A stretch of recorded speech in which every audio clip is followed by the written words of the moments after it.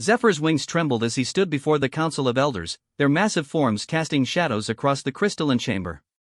At barely 50 years old, he was still considered a hatchling by dragon standards, though his physical size had long surpassed that milestone. What hadn't developed were the abilities that marked a true dragon: the fierce breath weapons, the innate magical prowess, the commanding presence that demanded respect from lesser beings. Again, Elder Pyros rumbled, his voice like grinding stone. Flames danced between his teeth as he spoke, a casual display of power that Zephyr could never hope to match. "Show us your fire." Zephyr took a deep breath, feeling the familiar churning in his chest. He opened his maw wide and exhaled with all his might. A small puff of smoke emerged, followed by what could generously be called a spark. The pathetic display dissipated almost immediately, leaving behind only the acrid smell of disappointment. The council exchanged glances. Elder Crystalia, her scales shimmering like cut diamonds, shook her massive head.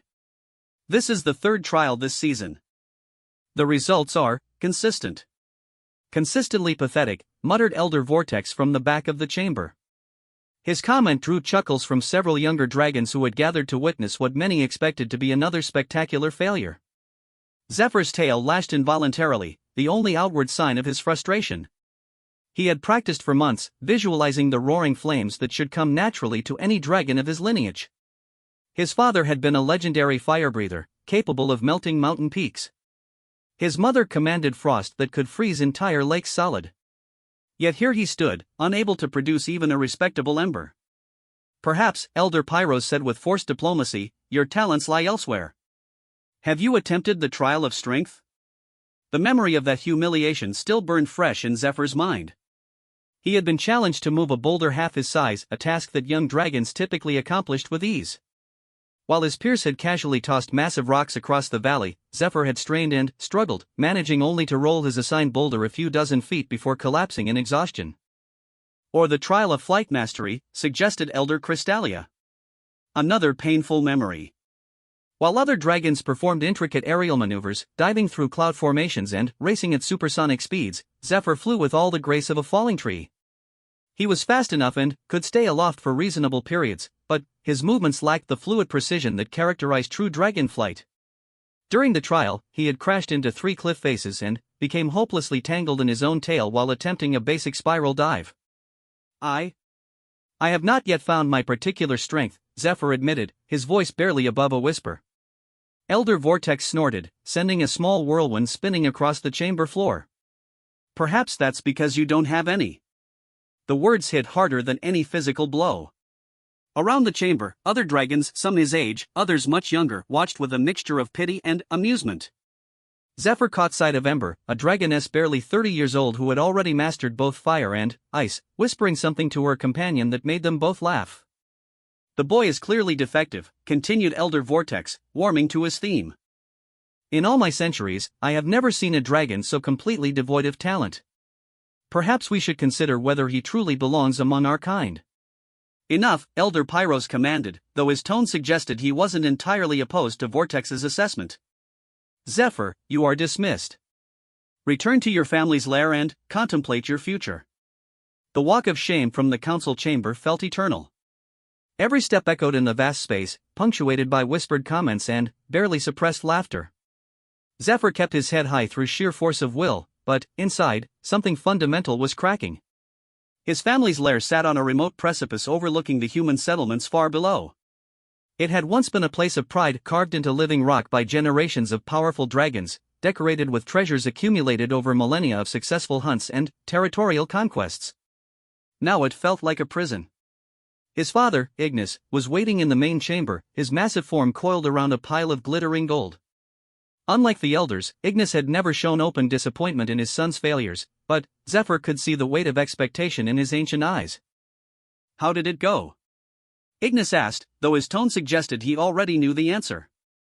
"The same as always," Zephyr replied, settling onto his own, significantly smaller pile of treasures, mostly semi-precious stones and a few pieces of human artwork he had found interesting rather than valuable. "Your great-grandfather was nearly a century old before his fire fully manifested," Ignis said gently. "These things take time." They both knew it was a kind lie. Dragon abilities typically emerged in the first few decades of life. At 50, Zephyr was well past the normal development window.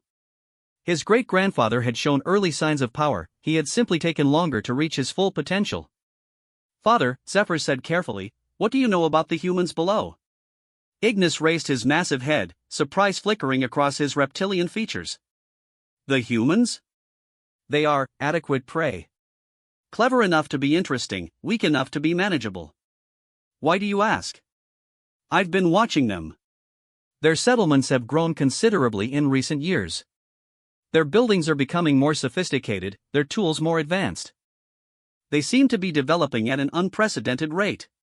All the more reason to keep them in check," Ignis replied with a dismissive growl. "Humans are like wildfire, useful in small amounts, dangerous if allowed to spread unchecked." Zephyr wanted to argue but held his tongue. He had spent countless hours perched on distant cliffs, observing the humans through the specialized vision that was perhaps his only truly exceptional draconic trait. While other dragons saw the humans as simple bipedal animals, Zephyr had begun to notice patterns in their behavior that suggested something far more complex. Over the following weeks, as word of his latest trial failure spread throughout dragon society, Zephyr found himself increasingly isolated. Younger dragons who had once approached him with cautious respect now openly mocked his presence. Elder dragons spoke around him as if he weren't there. Even the dragon servants, lesser reptilian species who served the great WYRMS, seemed to regard him with something approaching pity. It was during this period of social exile that Zephyr first encountered Dr. Sarah Chen. The human had arrived in the valley below with a small expedition team, setting up what appeared to be some form of research camp near a series of ancient ruins. Zephyr had initially dismissed them as just another group of treasure hunters or religious pilgrims. Humans were always searching their ancestral sites for one reason or another. But, as days passed, he realized this group was different. They moved with purpose and precision, carefully documenting everything they touched. They used strange instruments that Zephyr didn't recognize, devices that seemed to reveal hidden information about the ruins themselves. Most intriguingly, their leader, a small human female with dark hair and intense eyes, seemed to understand the significance of the site in ways that even surprised Zephyr. The ruins below were old, predating even the eldest dragon's clear memories. Most of his kind regarded them as simple human constructions, hardly worth attention. But this woman moved through them like she could read their secrets. From his hidden perch, Zephyr watched Dr. Chen work. She was methodical and respectful, treating even the smallest artifacts with careful attention. When her team uncovered a series of stone tablets covered in unfamiliar symbols, she spent hours photographing them from every angle, making detailed sketches, taking precise measurements. It was then that Zephyr realized something that sent a chill down his spine: he could read the symbols. The knowledge came to him unbidden, like a half-remembered dream suddenly snapping into focus. The tablets weren't just random human scribbling, they were a form of ancient draconic script, so old that even the Council of Elders had likely forgotten its existence. The symbols told a story that challenged everything he thought he knew about the relationship between dragons and humans. According to the tablets, there had once been a time when dragons and humans worked together. Not as master and servant, not as predator and prey, but as equals engaged in some great collaborative effort. The specifics were unclear, the language was archaic, and some symbols had been worn away by time, but the implications were staggering. Zephyr found himself returning to the cliff day after day, watching the expedition's progress with growing fascination. Dr. Chen was clearly struggling with the translations. She had reference materials and digital tools that allowed her to compare the symbols with known ancient languages, but she was missing crucial context. Several times, Zephyr watched her stare at particular passages with obvious frustration, aware that she was missing something important but unable to determine what. The turning point came when the expedition uncovered what appeared to be a map room. Hidden beneath layers of sediment and debris, they revealed a chamber containing wall-sized murals depicting locations throughout the known world. But these weren't simple geographical representations, they were marked with symbols that clearly indicated something of great importance. Dr. Chen stood in the center of the chamber for hours, photographing every inch of the walls, but Zephyr could see her growing frustration. She understood that the maps were significant, but without proper translation of the accompanying text, their true purpose remained hidden. That night, as the expedition team settled into their temporary camp, Zephyr made a decision that would have horrified his family and scandalized the Council of Elders. He flew down from his perch and landed silently at the edge of the human encampment. Dr. Chen was awake, sitting by a small fire and reviewing digital photos of the day's discoveries on a tablet device. She looked up as his massive shadow fell across her workspace, and, to her credit, she didn't scream or run. Instead, she slowly reached for a satellite communication device likely to call for help while maintaining eye contact. Dr. Chen, Zephyr said in careful English, a language he had learned through decades of eavesdropping on human conversations. I believe you are having translation difficulties. The human woman froze, her hand halfway to the communication device. In the firelight, Zephyr could see the rapid calculation taking place behind her eyes, fear warring with scientific curiosity. You can speak English? She managed. Among other languages, Zephyr replied, settling into what he hoped was a non-threatening crouch. Even folded down, his bulk was intimidating, but he did his best to appear calm and scholarly rather than predatory. I have been observing your work. You have uncovered something of great historical significance, but you lack the proper context to understand it fully. Dr. Chen glanced toward the tents where her team was sleeping, clearly torn between calling for backup and engaging with what might be the archaeological discovery of the century. What kind of context? She asked carefully. The script you have been studying is not human in origin, Zephyr explained. It is an ancient form of draconic writing, predating modern dragon society by several millennia. The story it tells, it changes everything we thought we knew about our respective species. Our species have a shared history? Dr. Chen leaned forward despite herself, scientific enthusiasm overriding reasonable caution. According to these texts, yes. A history that has been deliberately forgotten or suppressed. The maps you discovered today, they mark locations where our ancestors worked together on projects of mutual benefit. But the specifics have been lost to time. Dr. Chen was quiet for a long moment, studying Zephyr's face in the flickering firelight. Why are you telling me this? Why risk contact with humans? The question hit closer to home than she could have known. Zephyr considered several diplomatic answers before settling on simple honesty. Because I am a failure among my own kind, he said. I cannot breathe fire or command storms or display any of the traditional markers of draconic power. But I can read these ancient texts, and I believe they contain information that could benefit both our species. Perhaps this is where my true talents lie, not in the old ways of dominance and territory, but in bridge building and understanding. Dr. Chen set down her tablet and gave him her full attention. What exactly are you proposing? A partnership, Zephyr said, surprised by his own boldness. I help you translate the texts and understand their historical context. In return, you help me piece together what happened to end this ancient cooperation, and, perhaps we can learn something that will benefit both humans and dragons in the present day. The silence stretched between them, filled with the crackling of the fire and the distant sounds of nocturnal creatures. Finally, Dr. Chen smiled, an expression that transformed her entire face. Dr. Chen, she said formally, extending her hand in the human greeting gesture. Though I suppose you already knew that. Zephyr, he replied, carefully extending one massive claw to touch her palm with the gentleness of a butterfly landing on a flower. And, I believe, Dr. Chen, that this is the beginning of something extraordinary. As they shook hands in the firelight, neither of them could have imagined just how extraordinary their partnership would become, or how it would ultimately challenge the fundamental assumptions of both their species. But, in that moment, for the first time in his life, Zephyr felt something he had never experienced before, the sense that his unique talents might actually matter.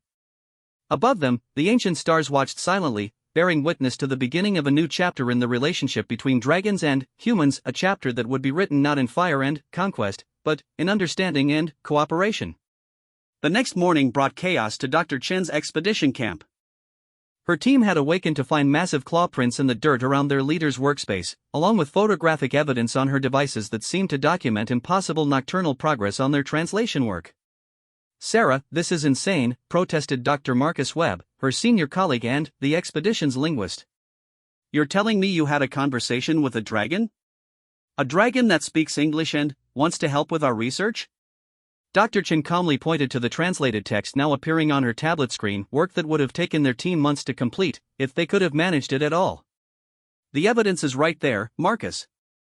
These translations are perfect. Every symbol, every grammatical construct, it's all accurate and contextual. No human scholar could have done this overnight. But it's impossible, insisted Dr. Jennifer Park, the expedition's anthropologist. Dragons are territorial predators. They view humans as either prey or potential threats. The idea that one would voluntarily share knowledge with us goes against everything we know about their behavior. Maybe what we know about their behavior is incomplete, Dr. Chen suggested, though she understood their skepticism. 24 hours ago, she would have reacted the same way. Look at what these texts are telling us. If this translation is accurate, and all available evidence suggests it is, then our current understanding of dragon-human relations is based on a fundamental misunderstanding of history. The translated passages painted a picture of ancient cooperation that seemed almost fantastical. According to the texts, thousands of years ago, humans and dragons had worked together on massive construction projects, combining human ingenuity with draconic power to create architectural marvels that surpassed anything either species could accomplish alone. The Great Pyramids, the Hanging Gardens, the megalithic structures found across the world all had been collaborative efforts. But something had gone wrong. The texts hinted at a great betrayal, though the specifics remained unclear. References to the sundering, broken oaths, and the Great Forgetting appeared repeatedly, but the context was frustratingly vague. Even if we accept that this translation is genuine, Dr. Webb said, it doesn't change the fact that modern dragons are dangerous. They've been raiding human settlements for centuries. They hoard wealth taken from our civilizations. They view us as inferior beings. Do they? Dr. Chen asked. Or have we fallen into a pattern of mutual antagonism based on incomplete understanding? Think about it, when was the last time there was any real attempt at communication between our species? We assume dragons are nothing more than intelligent beasts, and they probably have equally dismissive views of us. The debate continued for hours, but Dr. Chen had already made her decision. The potential knowledge gain was too significant to ignore, regardless of the risks involved. That evening, she waited by the fire again, hoping that the previous night hadn't been some elaborate hallucination brought on by exhaustion and wishful thinking. Zephyr appeared precisely at sunset, landing with practiced silence on the edge of the camp. This time, Dr. Chen had warned her team to expect him, though their reactions ranged from terrified fascination to professional skepticism. Dr. Chen, Zephyr said formally, acknowledging the other humans with a polite nod that seemed almost comically civilized coming from a being the size of a small aircraft. I trust the translations were helpful? Incredibly helpful, she confirmed. But they've also raised about 1,000 new questions. My team is having difficulty accepting that cooperative dragon-human relations were ever possible. Zephyr's massive head turned to regard the other expedition members, who were maintaining what they clearly hoped was a safe distance while still close enough to observe. I understand their skepticism. Modern dragon society teaches that humans are clever but fundamentally inferior beings, suitable for occasional amusement or exploitation but not worthy of genuine respect. I suspect your societies teach similar things about us. Pretty much, Dr. Webb admitted from behind a protective boulder. We're taught that dragons are predatory creatures driven by greed and territorial instincts. Both perspectives are partially accurate but incomplete, Zephyr said thoughtfully. Dragons are indeed territorial and acquisitive. Humans are indeed physically weaker and shorter-lived than we are. But these differences need not preclude cooperation any more than differences in human cultures prevent your various societies from working together. Dr. Park stepped forward tentatively, her anthropological training overcoming her fear. The texts mentioned something called the sundering. What ended the ancient cooperation? Zephyr's expression darkened, an impressive feat for a creature whose face was already rather intimidating by human standards. That is what I hope to discover through our partnership. The texts you've uncovered are more complete than any records that survive in Dragon Society. We have only fragments, stories dismissed as myths, references in ancient poems that most scholars consider metaphorical rather than historical. Your people deliberately forgot this history? Dr. Chen asked. Perhaps not deliberately, but selectively. Dragon society values strength, power, and independence above all else. Stories of cooperation with supposedly inferior species would be uncomfortable for a culture built around concepts of natural superiority. It's easier to dismiss such tales as fantasy than to confront the possibility that our ancestors might have been equals rather than masters. Over the following nights, their translation work progressed rapidly. Zephyr's linguistic abilities were extraordinary. He seemed to understand not just the literal meaning of the ancient symbols, but their cultural and emotional context. He could explain references that would have been meaningless to even the most dedicated human scholar. But the work was not without risks. On the third night of their collaboration, they were interrupted by the arrival of another dragon. The newcomer was significantly larger than Zephyr, with scales that gleamed like polished bronze in the moonlight. She landed with none of Zephyr's careful consideration for human sensibilities, sending rocks and debris flying in all directions. The expedition team scrambled for cover as the massive creature folded her wings and fixed them all with a stare that radiated barely controlled hostility. "Ember," Zephyr said quietly, and Dr. Chen caught the note of resignation in his voice. "The great failure consorting with prey animals," Ember said in English, though her accent was much thicker than Zephyr's. "Even by your pathetic standards, this is a new low." "Dr. Chen," Zephyr said formally, "allow me to present Ember Goldwing, one of our most accomplished young dragons." "Ember, this is Dr. Sarah Chen, a human archaeologist and scholar." "I know what she is," Ember snapped. "The question is why you're speaking to her as if she were your equal instead of your next meal." Dr. Chen forced herself to step forward, despite every survival instinct screaming at her to run. "We're conducting historical research that benefits both our species. Zephyr has been invaluable in helping us understand." "Silence," Ember commanded, and Dr. Chen felt the word hit her like a physical force. The dragoness possessed the natural authority that Zephyr so obviously lacked, a presence that demanded immediate submission. "I was not addressing you." "You will show her respect," Zephyr said, rising to his full height. Though still smaller than Ember, his protective stance was unmistakable. "Dr. Chen is a guest under my protection." Ember laughed, a sound like breaking glass. "Your protection? You couldn't protect a hatchling from a house cat." "The council sent me to investigate reports of unusual dragon activity in this region. I expected to find evidence of territorial disputes or perhaps a hunt gone wrong. Instead, I discover our greatest embarrassment playing scholar with livestock." "The humans are not livestock," Zephyr said firmly. "They are intelligent beings with their own culture, knowledge, and capabilities. The work we're doing together is uncovering historical truths that could reshape our understanding of both species." "Historical fantasies," Ember corrected. "Whatever ancient scribblings you found, they change nothing about present realities. Dragons are superior beings. Humans are clever animals. The natural order is clear to anyone who isn't desperately trying to justify their own inadequacy." The confrontation was interrupted by an unexpected discovery. Dr. Webb, who had been working frantically to document the conversation while hiding behind the expedition equipment, suddenly called out in excitement. "Sarah!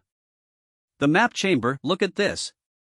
On his tablet screen was a satellite image of the surrounding area, overlaid with a reproduction of one of the ancient maps they had discovered. The correlation was unmistakable. The ancient cartography was not only accurate but included details that were invisible from ground level. "There's another site," Dr. Webb announced breathlessly. "About 10 kilometers north, hidden in a valley that doesn't show up on standard surveys. According to this map, it's connected to this location by some kind of underground tunnel system." Ember moved to look at the device with obvious skepticism, but even she couldn't deny the accuracy of the ancient mapping. "Humans have many clever toys," she admitted grudgingly. "But this proves nothing. It proves the ancient dragons had knowledge of this region that exceeds even modern surveying capabilities," Dr. Chen said. "Which suggests they spent considerable time here, working on projects significant enough to warrant detailed cartography. That level of investment doesn't match the behavior patterns of simple raiders or territorial predators." Zephyr studied the satellite correlation with growing excitement. "The other site, it might contain more complete records. Perhaps answers about what ended the ancient cooperation. Or perhaps," Ember said dangerously, "it contains things that should remain buried. Have you considered that there might be reasons why this history has been forgotten? Some knowledge is lost because it's dangerous, not because it's inconvenient." Despite her hostility, the comment carried enough weight to give everyone pause. Ancient civilizations did occasionally bury knowledge that they considered too dangerous for general use. The question was whether the dragon-human cooperation had ended due to external threats or internal catastrophe. "Only one way to find out," Dr. Chen said with more confidence than she felt. "We need to examine the other site." "Absolutely not," Ember declared. Bad enough that our family embarrassment has been playing scholar with you. I will not permit humans to desecrate additional sites of potential historical significance. The sites belong to both our species, Zephyr said quietly.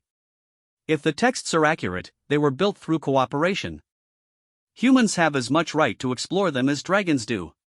The statement hung in the air like a challenge. Ember's eyes narrowed to glowing slits, and, for a moment Dr. Chen thought the situation might escalate to violence. Then, the bronze dragoness did something unexpected. She laughed. Very well, she said with obvious amusement.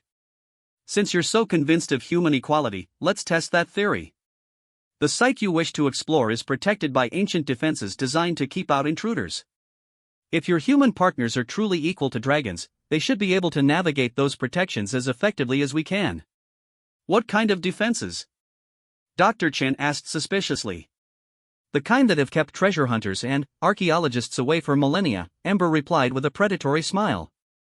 Physical barriers, environmental hazards, and certain guardians left behind by the site's original builders. Nothing that should trouble truly capable scholars, of course.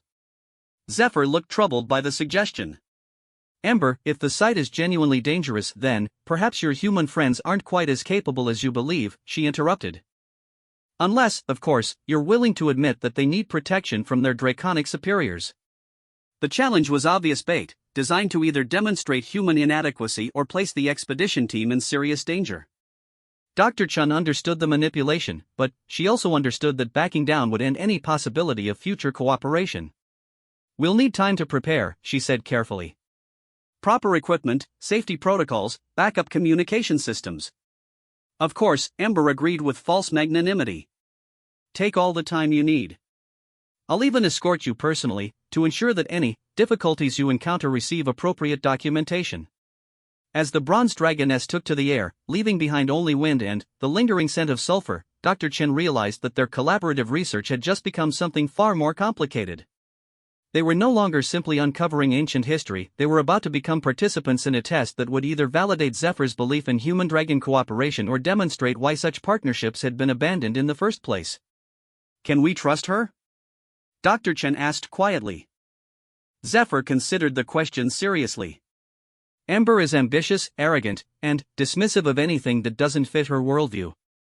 But she's not actively malicious, just convinced of dragon superiority in ways that make genuine cooperation difficult for her to accept.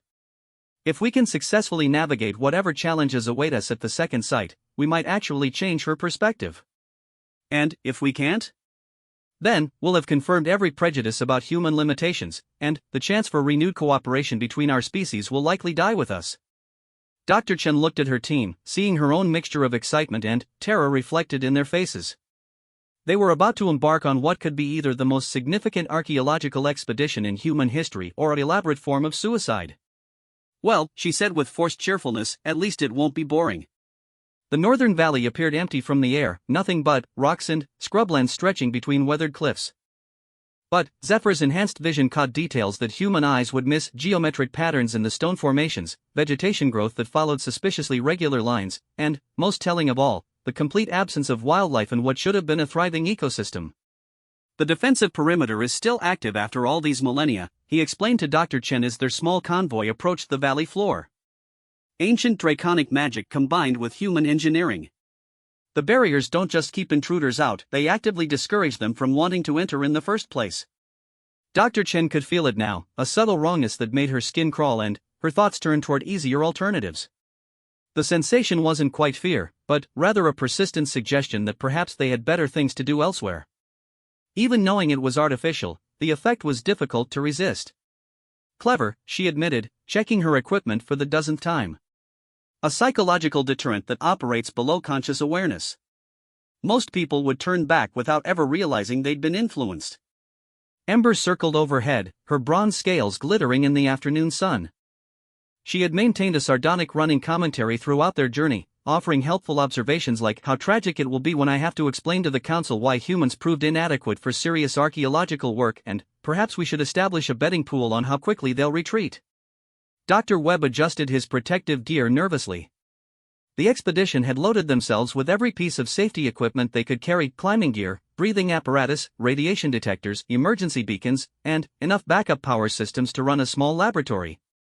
Sarah, are we absolutely certain this is worth the risk? Look at what we've already discovered, she replied, gesturing toward the tablet displaying their translated texts.